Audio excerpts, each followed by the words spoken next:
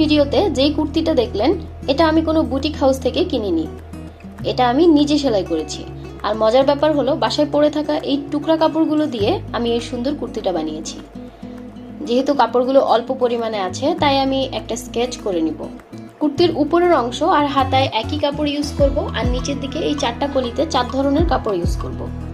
আর কলির নিচের দিকটা এরকম অ্যাঙ্গেল করে দিব। প্রথমে আমি সবথেকে বড় টুকরাটা নিলাম জামার উপরের অংশ আর হাতার জন্য।